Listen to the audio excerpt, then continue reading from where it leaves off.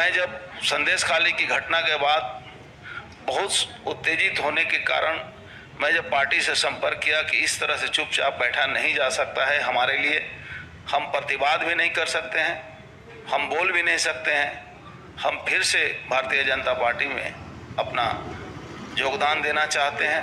अगर आपका आशीर्वाद रहे तो निश्चित रूप से नरेंद्र मोदी সেই সময় কি তিনি দেখতে পাচ্ছেন না রাজ্যের শিক্ষা দুর্নীতি হয়ে গেছে, একাধিক নেতা মন্ত্রী তারা এখন জেল খাটছেন। তো তাহলে 2024 সালে টিকিট পাওয়ার লোভে নিজের টিকিটের স্বার্থে শুধুমাত্র তৃণমূল সরকারে যোগদান করা, এটা কি মানুষ ভালো চোখে নেবে? অর্জুন সিং সত্যিই যদি নিরপেক্ষ মানসিকতার লোক হতেন এবং তিনি মনে করতেন যে তিনি সত্যিই স্বাধীনভাবে কাজ করতে চান, তাহলে এই মুহূর্তে পুনরায় বিজেপিতে আসলেন কেন? তিনি তো নির্দল হয়ে লড়তে পারতেন, কারণ ব্যারাকপুরের মাটিতে অর্জুন সিং ছাড়া দাপুটের নেতার বড় অভাব।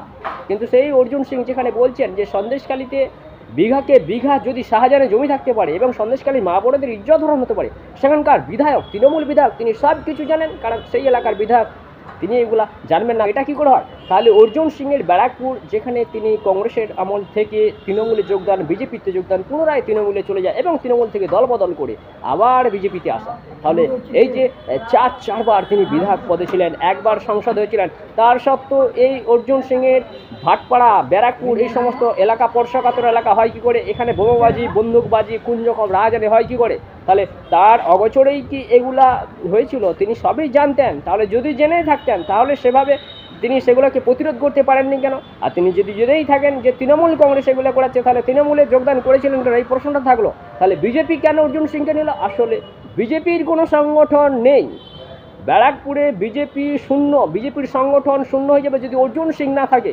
তার জন্য বাধ্য হয়ে নেই মামার থেকে কানা মামা অর্জুন সিং অনেক ভালো। কিন্তু অর্জুন সিং তিনি তো ধান্দাবাজি রাজনীতি করছেন। তিনি তৃণমূলে গিয়েছিলেন 2001 সালে, তখন তিনি ঠিক করেছিলেন সেই সময় সিপিএমের যে নির্যাতন অত্যাচার তা থেকে বাংলাকে মুক্তি দেওয়ার জন্য তিনি সেই সময় তৃণমূল কংগ্রেসে যোগ দিয়েছিলেন, খুব ভালো কথা। কিন্তু 2019 সালে বিজেপিতে যখন আসলেন, সেই সময় তো 2019 সাল মাত্র গতবারের ইলেকশন, লোকসভা ইলেকশন, সেই সময় থেকে বা এই সময় পর্যন্ত বিগত 5-6 বছরে তৃণমূল কংগ্রেস দুর্নীতির সাথে এবং খুন রাহাজানি বদমাইশির সাথে মেতে উঠেছে তৃণমূলের যে সমস্ত নেতা মন্ত্রীরা। তো সেই সময় কিন্তু তিনি বিজেপিতে যোগদান করে ঠিকই করেছিলেন। এই মুহূর্তেও তিনি কেন গেলেন? তার মনে পড়েছিল না বগটুয়াট হত্যাকাণ্ড, হাঁসখালি গণধর্ষণ কাণ্ড, তারপর এই রাজ্যের নাবালক 2 কিশোর তাদের অপহরণ করা, গোলা কেটে দেওয়া ইত্যাদি নানান যে ইস্যু, এগুলো কি ভুলে গিয়েছিলেন? শুধুমাত্র নিজের স্বার্থের জন্য একটা চটকল, সেই চটশিল্প, পাটশিল্প, কেন্দ্র সরকার সেখানে আগ্রাসী ভূমিকা নেন না। কর্মীদের কর্মসংস্থানের জন্য অর্জুন সিংয়ের যে হুঙ্কার আন্দোলন, তার জন্য তাকে স্যালুট অবশ্যই জানিয়েছিল এই রাজ্যবাসী। কিন্তু সেই একটা কারণের জন্য বিজেপি থেকে তৃণমূলে চলে যাওয়া, এটা কিন্তু ধান্দাবাজির রাজনীতি। অর্জুন সিং তিনি তৃণমূলে গেলেন কেন? তিনি যদি সত্যি নিরপেক্ষভাবে মানুষের স্বার্থে কাজ করেন, তৃণমূলের মতো একটা পার্টিতে যোগদান দেবেন কেন? শুধুমাত্র টিকিটের জন্য, শুধুমাত্র টিকিটের জন্য। সন্দেশখালী যখন উত্তেজিত হয়েছিল, সন্দেশখালী উত্তেজনা নিয়ে তিনি বললেন আমার ভালো লাগছিল না, আমি বিরোধও করতে পারছি না, যার জন্য আমি বেরিয়ে আসবো। তাহলে ঠিক টিকিটের নাম ঘোষণার আগেই কেন তিনি বেরিয়ে আসলেন না? শুধুমাত্র টিকিটের প্রার্থী তালিকায় তার নাম দেখা গেল না। ব্রিগেডের সভা থেকে যখন র্যাম্পে হাঁটছেন মুখ্যমন্ত্রী, সেদিকে অর্জুন তাকিয়ে রয়েছেন যে তার নামটা উচ্চারণ হবে প্রার্থী তালিকায় 2024 লোকসভা ইলেকশনে। কিন্তু সেখানে ঢোকারটা অর্জুন সিংয়ের ভবিষ্যৎ নষ্ট করাই ছিল কিন্তু তৃণমূলের আসল উদ্দেশ্য। তাই তাকে প্রলোভন দেখানো হয়েছে, লোভ দেখানো হয়েছে, লালসা দেখানো হয়েছে, হয়তো মন্ত্রী বানানো হবে, নাহলে টিকিট দেওয়া হবে লোকসভা নির্বাচনে লড়াই করার জন্য। অর্জুন সিংকে একটা বাড়তি গুরুত্ব দেওয়া হবে, যেখানে বিজেপি বোঝে না, বিজেপি তার দাবিগুলোকে মানছে না, সেই দাবি পূরণ করবে হয়তো তৃণমূল কংগ্রেস। এই যে লোভ লালসা দেখানো হয়েছে, যেখানে সরকারের নেতা মন্ত্রীরা জেল খাটছে, যাদের কাছে 500 টাকা লক্ষ্মীর ভাণ্ডার অর্থাৎ 500 টাকা 1000 টাকা দিয়ে মহিলাদের সম্মান কিনা হয়, সেই দলের শুধুমাত্র নাম লিখেছিলেন নিজের স্বার্থের জন্য, টিকিটের জন্য। এর থেকে ধান্দাবাজি রাজনীতি আর কি হতে পারে? অর্জুন সিংয়ের ভবিষ্যৎ নষ্ট করা তৃণমূলের উদ্দেশ্য ছিল, সেটা কিন্তু হয়ে যাচ্ছিল আরেকটির জন্য, শুধুমাত্র বিজেপি মাচিয়ে দিল। কিন্তু বিজেপি এই মুহূর্তে যদি তাদের দলে অভিষেক বন্দ্যোপাধ্যায় যোগদান করে বা শেখ শাহজাহান যোগদান করে, তাদেরকেও কি নিয়ে নেবে? এটা একটা প্রশ্ন রইল। ব্যারাকপুরে হয়তো বিজেপি অর্জুন সিংয়ের নেপথ্যে জিততে পারে, সেটা হয়তো অনেকটাই আশাবাদী বিজেপি। তাই বলে একটা যোগ্য প্রার্থী আর তৈরি করা গেল না। দলের সংগঠন শুধুমাত্র অর্জুন সিং তৃণমূল থেকে আসলো, কংগ্রেস থেকে আসলো, বা বিজেপির ছত্রছায়ায় রইল, যাই করুন না কেন অর্জুন সিং তো একটা ধান্দাবাজি রাজনীতি করেন। তিনি এমন কোনো দল নেই যে দলে তিনি প্রবেশ করেন না। সিপিএম ছাড়া পশ্চিমবঙ্গ রাজনীতির সবকটা রাজনীতি দলের খাতায় নাম লিখেছেন। কিন্তু প্রশ্ন হচ্ছে আমাদের রাজ্যবাসীর পক্ষ থেকে একটাই, অর্জুন সিং এই মুহূর্তে 2022 সালে মাত্র 1.5 বছর আগে তিনি যখন 22শে মে যোগদান করেছেন তৃণমূলের, সেটা কি সৎ মানসিকতার পরিচয়?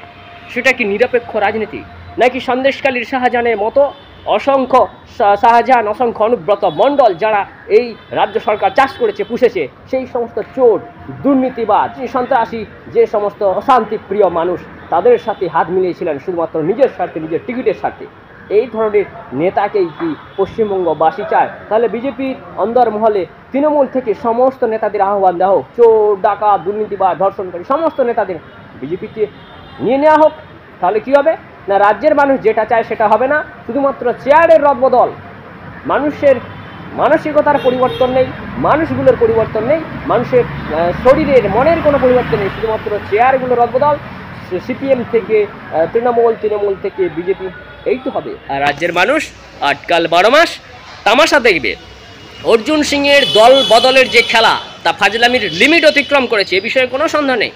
আপনি এই রাজ্যে নাগরিক হিসেবে আপনি বিজেপির সাপোর্টার হন, বা তৃণমূলের সাপোর্টার হন, বা নির্দল সাপোর্টার হন, বা রাজ্যের সাধারণ নাগরিক বা কর্মী সমর্থন হন, অর্জুন সিংয়ের দল বদলের এই যে খেলা, এই যে তার ফাজলামির লিমিট, এতে কি আপনি সন্তুষ্ট, নাকি এটা আপনার কাছে অত্যন্ত ব্যঙ্গাত্মক এবং অত্যন্ত বিরোধ করবেন? আপনি কোনটা?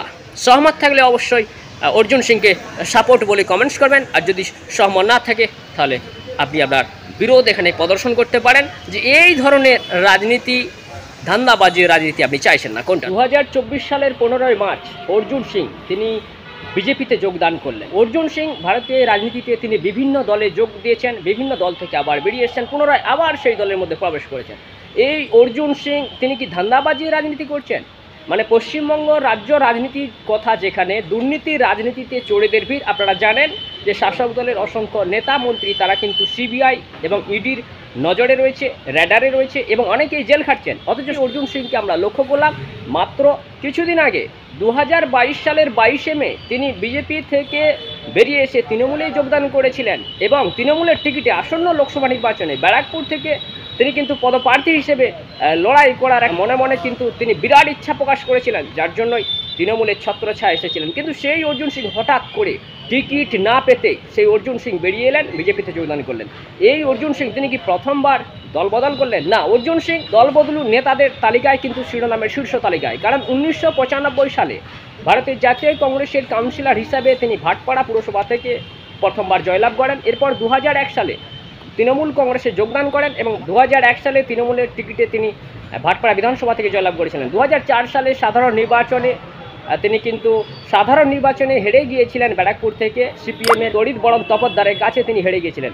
কিন্তু তাতেও কিছু ফারাক পড়েনি। অর্জুন সিংয়ের রাজনৈতিক যোগ তা কিন্তু তাকে রাজনৈতিক প্ল্যাটফর্মে উন্নতির চরম সীমানায়। এই জন্যই বললাম 2001 সাল থেকে লাগাতার চারবার তিনি বিধানসভা নির্বাচনে ভাটপাড়া থেকে তিনি জয়লাভ করেছিলেন। কিন্তু প্রশ্ন হচ্ছে 2095 যিনি কংগ্রেস ছিলেন, 2001 সালে তৃণমূল কংগ্রেস, এরপর আবার পুনরায় 2019 সালে তিনি বিজেপিতে যোগদান করেন, এবং ব্যারাকপুর সংসদীয় কেন্দ্র থেকে তিনি কিন্তু ভোটে লড়াই করেছিলেন। 2019 সালে তিনি জয়লাভ করেছিলেন, এবং এরপর আবার 2019-এর পর 2022 সালের 22শে মে তিনি কিন্তু তৃণমূলে যোগদান করেন। তখন কিন্তু কেন্দ্র সরকারের বিরোধিতা করেছিলেন যে ব্যারাকপুরে যে পাট শিল্প রয়েছে, সেই পাট শিল্পের অসংখ্য শয়ে হাজার কর্মচারী তারা কর্মহীন হয়ে পড়েছে, তাদের জন্য তিনি গর্জন ঝেড়েছিলেন। এবং সেই সময় অর্জুন সিংয়ের দাপুটে মনোভাব এই রাজ্যবাসীকে আপ্লুত করেছিল। অন্ততপক্ষে ব্যারাকপুরের যে সমস্ত ভোটাররা অর্জুন সিংকে জিতিয়েছিলেন তারা অভিনন্দন দিয়েছিলেন, এবং সেই সময় বস্ত্রমন্ত্রী পীযূষ গোয়েলের সাথেও দেখা করেছিলেন অর্জুন সিং। কিন্তু আশানুরূপ সেই রকম কোনো ফল না পাওয়ার জন্য তিনি বললেন যে আমি দল বদল করে তৃণমূলে যাচ্ছি। তিনি তৃণমূলে চলে গেছিলেন। অতঃপর আবার দেখা গেল 2024 সালের 15ই মার্চ শুক্রবার তিনি বিজেপিতে যোগদান করলেন, এবং এই সময় তিনি গর্জন ঝাড়ছেন। সন্দেশকাল ইস্যুতে শাহজাহান শেখের বিঘাকে বিঘা জমি, তার বিষয় সম্পত্তি নিয়ে তিনি হুঙ্কার ঝাড়ছেন, এবং মেয়েদের উপর যে নির্যাতন, মহিলারা যে সেখানে নিরাপত্তাহীনতায় ভুগছে, শুধুমাত্র এই সন্দেশকালই নয়, সন্দেশখালীর মতো এই রাজ্যের আনাচে কানাচে অসংখ্য বিধানসভা এলাকা রয়েছে যেখানে সেখানে তৃণমূলের যে সমস্ত গুন্ডা ডাকাত বদমাশদের বিরুদ্ধে যে গর্জন ঝাড়ছেন অর্জুন সিং, তিনি কেন এতদিন চুপ ছিলেন? শুধুমাত্র একটা টিকিটের জন্য। তিনি বললেন যে সন্দেশখালীতে যে বিষয়টা হচ্ছে সেই নিয়ে তো কোনো অভিযোগ সেভাবে করতে পারি না, কোনো বিরোধ করতে পারি না, এটাই নাকি তৃণমূলের সিস্টেম। তো তিনি কি জানতেন না? তিনি এতদিন তৃণমূলে ছিলেন 2001 সাল থেকে 2019 সালে যখন বিজেপিতে যোগদান করেছিলেন, সেই তো প্রায় ছিলেন তিনি 18টা বছর 19টা বছর তৃণমূলেই ছিলেন। তো তৃণমূলের নীতি কিছুই জানে না। 2019 সালে তিনি যখন তৃণমূল থেকে বেরিয়ে আসলেন, তিনি ভেবেছিলেন বা তিনার মনে হয়েছিল যে তৃণমূল সরকার দুর্নীতির চাপে এবং তৃণমূল সরকারের যে সমস্ত গুন্ডা বদমাশ নেতারা এই রাজ্যের শান্তি শৃঙ্খলা বিঘ্নিত করছে, সেই জন্যই তিনি তৃণমূল থেকে বেরিয়েছিলেন। কিন্তু পুনরায় আবার 2022 সালে তৃণমূলে গেছেন কেন? কারণ সেই সময় কি তিনি দেখতে পাচ্ছেন না রাজ্যের শিক্ষা দুর্নীতি হয়ে গেছে, একাধিক নেতা মন্ত্রী তারা এখন জেল খাটছেন। তো তাহলে 2024 সালে টিকিট পাওয়ার লোভে নিজের টিকিটের স্বার্থে শুধুমাত্র তৃণমূল সরকারে যোগদান করা, এটা কি মানুষ ভালো চোখে নেবে? নমস্কার, নজর রাখবেন পশ্চিমবঙ্গ টিভিতে।